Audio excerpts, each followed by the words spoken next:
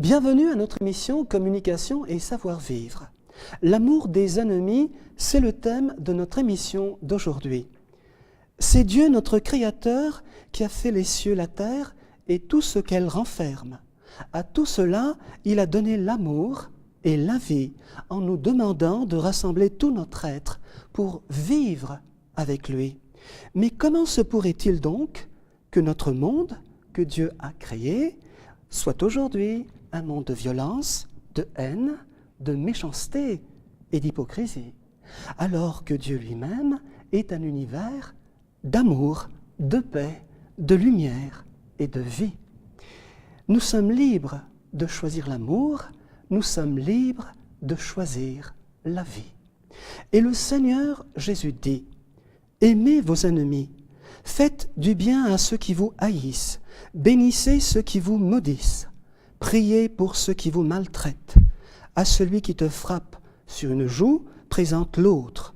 À celui qui te prend ton manteau, laisse prendre aussi ta tunique. » Jésus nous demande d'aimer nos ennemis, de faire du bien à ceux qui ne nous aiment pas, de bénir ceux qui nous font du mal, de prier pour ceux qui nous maltraitent et de ne pas réclamer à ceux qui nous volent. Où est-il vraiment donc ce chemin de la réconciliation et du pardon dans notre vie, en n'ayant qu'un seul désir, celui d'accomplir la volonté de Dieu, qu'on regarde l'avenir avec amour, joie et espérance. C'est quoi aimer ses ennemis, Michel? Comment vivre l'amour de Jésus en présence de l'autre qui nous fait sans cesse du mal? Dois-je chercher toujours moi-même à rendre le mal par le mal, à me venger ou encore à me révolter? Non, pas du tout, frère François. Que dois-je donc plutôt faire? Je dois me rendre doux et humble de cœur et savoir pardonner. Face à la haine et à la méchanceté des autres, face à la haine qui habite dans l'esprit de l'autre, je fais preuve donc d'humilité, de simplicité et de douceur, à l'image du Seigneur. Face à la méchanceté de l'autre, qui veut se montrer le plus grand, le plus fort ou le plus intelligent, par les seules pensées d'amour que j'ai dans le cœur, je sais pardonner. Même si je peux avoir tendance parfois à trop vite m'énerver, ce qu'il ne faut pas d'ailleurs, n'est-ce pas? Je ne dois en aucun cas me venger ou me révolter. Mon calme doit être, Michel? Mon calme doit être l'expression de ma force. Absolument.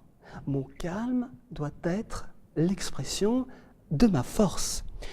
Cette belle disposition d'esprit va me permettre de grandir encore et toujours, Michel, avec un cœur plein d'amour. Avec un cœur plein d'amour, en présence, bien sûr, des autres. C'est l'Esprit de Dieu, l'Esprit du bien qui nous transforme, ce qui se fait à partir de l'intérieur, à partir de notre cœur, n'est-ce pas? De notre cœur. Ce qui change notre façon de penser, pour ensuite changer notre façon de parler ou d'agir.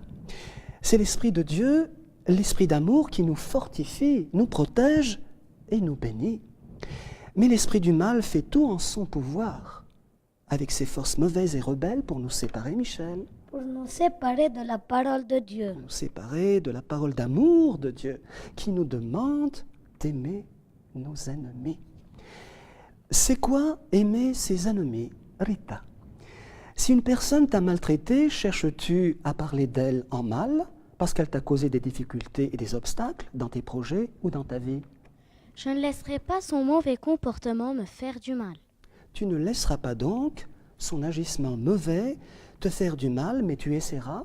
J'essayerai de mon mieux de ne plus en parler. Tu essaieras de ne pas aller très vite raconter à tout le monde tout le mal que cette personne t'a fait, ou encore à quel point tu as été maltraité. Peux-tu alors nous dire pourquoi? Car plus je me mets à en parler, plus je vais rappeler des blessures dans mon cœur. Bravo! Plus tu vas te mettre à juger et à critiquer l'autre, plus tu vas arracher tout l'amour que tu peux avoir dans le cœur envers cet autre. tous les mauvais jugements et les pensées négatives servent l'esprit du mal qui sera très sûrement content qu'on ne réplique pas par l'amour.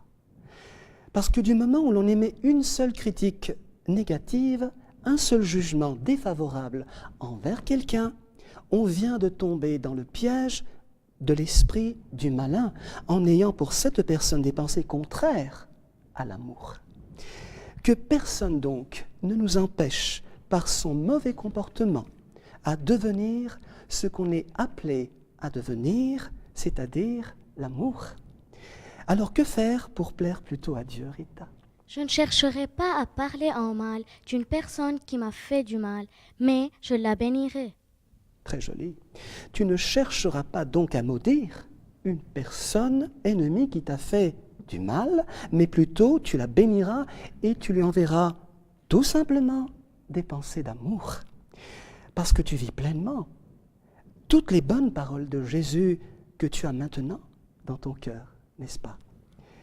C'est comme cela que je dois bien traiter toutes les gens qui me font du mal en ne voyant plutôt que ce qui est bien en chacun d'eux, car je vis constamment dans la lumière de Jésus, car je vis constamment dans la lumière de Dieu.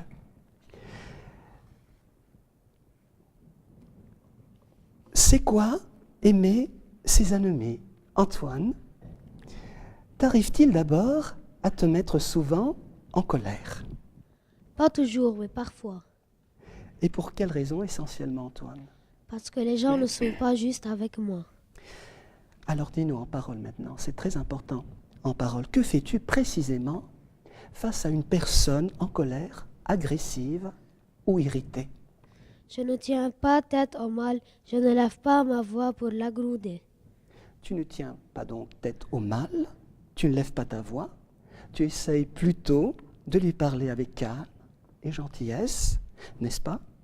Au besoin, tu retiens ta langue, Antoine? Par la parole silencieuse. Par la parole silencieuse, tu évites alors à tout prix de répondre à toutes ces paroles blessantes ou irritantes, à toutes ces provocations, à toutes ces paroles provocantes, n'est-ce pas? Mais dis-nous plus difficilement encore maintenant, en action. Que fais-tu au cas où cette personne t'attaquerait physiquement? À aucun moment, je ne dois me battre contre elle. C'est que tu fais l'effort, Antoine? Oui. C'est que tu fais l'effort de réagir toujours positivement, n'est-ce pas? Aux situations même les plus difficiles. C'est-à-dire que tu n'es pas obligé d'être aussi tendu que cette personne paraît devant toi, n'est-ce pas? Tu essaies de comprendre qu'elle peut traverser peut-être des problèmes ou des difficultés. C'est en restant branché à la source de l'amour, c'est-à-dire à Jésus, que toutes nos réactions positives face à toute méchanceté deviennent des occasions de croissance et de dépassement et font de nous très sûrement des êtres pleins de paix, de lumière et d'amour. C'est quoi aimer ses ennemis, Joël? Doit-on rendre soi-même justice contre ses adversaires? Non, frère François, Et pourquoi donc? car Dieu est contre toute haine, violence ou méchanceté. Absolument. Seule sa justice doit punir. Seule sa colère, sa fureur peut tomber comme une tornade sur les méchants. Alors de toi-même, tu ne dois jamais exercer ta propre justice, mais laisser Dieu faire. Tu ne dois pas donc chercher à faire violence dans ta propre justice, mais t'en remettre à Dieu, à sa justice. Tu regardes Jésus et tu puises en lui ta force, parce qu'il est, Joël. Ma force est ma paix. Très joli, ta force, ton amour et ta paix. Pour entrer dans la vie nouvelle de Jésus et nous laisser transformer par son amour, il nous faut sortir de la vie du monde actuel en traitant plutôt les autres comme on aimerait bien qu'on soit traité, en faisant aux autres ce qu'on aimerait bien, Joël. Ce qu'on aimerait bien qu'ils fassent pour nous. C'est exact. Ce sont alors nos pensées qui vont changer. On a une nouvelle façon de parler, d'agir ou de réagir face à la méchanceté des autres. Tout devient amour dans ton cœur, tout devient paix et silence. Je reprends. Tout devient amour, paix et silence en nous. On ne rend plus le mal par un affront ou une offense. On sait se taire face à toute haine, provocation ou violence. Restons alors toujours humbles et pacifiques et prions Dieu pour tous ceux qui nous méprisent. Bénissons surtout ceux qui nous persécutent et nous outragent à cause du nom de Jésus, afin que s'ouvre leur cœur à sa paix, à sa lumière et à son amour.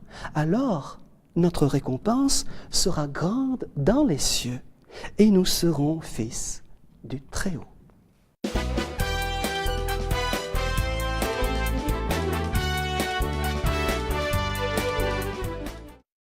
Une belle mélodie au piano est toujours une réponse d'amour qui jaillit du cœur et des yeux de celui qui a été touché par l'amour de Dieu.